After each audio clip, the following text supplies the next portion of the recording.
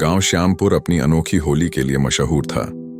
हर साल रंगों की ऐसी बरसात होती कि आसपास के गांव वाले भी यहां आकर त्योहार मनाते।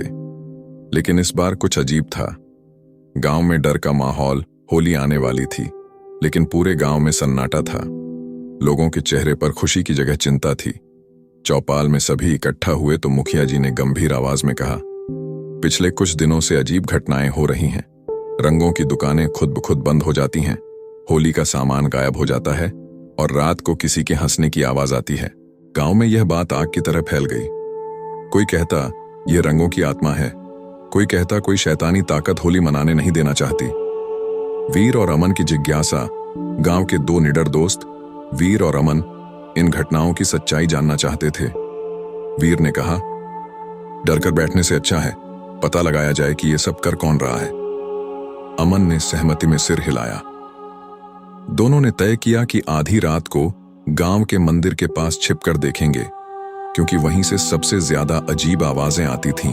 रात का रहस्य। आधी रात को दोनों दोस्त मंदिर के पीछे छिप गए। चारों तरफ घना अंधेरा था। अचानक हवा तेज चलने लगी और एक डरावनी हंसी गूंजी। दोनों के दिल तेजी से धड़कने लगे, लेकिन वे पीछे नहीं हटे। थोड़ी देर बाद उन्हें सफेद कपड़े में लिपटी एक परछाई दिखी, जो रंगों की दुकान के पास घूम रही थी। वीर ने हिम्मत दिखाई और धीरे धीरे आगे बढ़ा। अचानक अमन ने झपट कर उस परछाई का दुपट्टा खींच लिया, और जो उन्होंने देखा उस पर यकीन करना मुश्किल था। रहस्य का खुलासा। परछाई कोई भूत प्रेत नहीं, बल्कि गांव के रघु काका थे।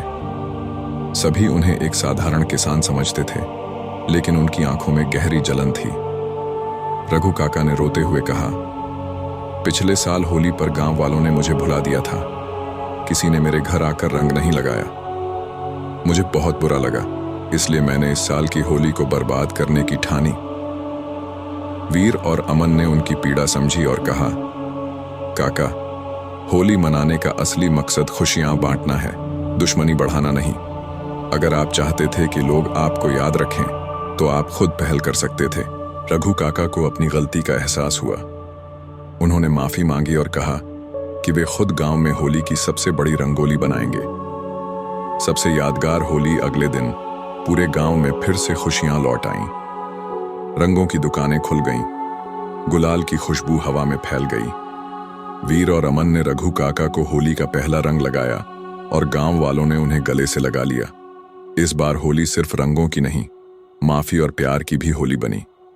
गांव वालों ने सीखा कि रंग केवल चेहरे पर नहीं, बल्कि दिलों में भी भरने चाहिए। समाप्त।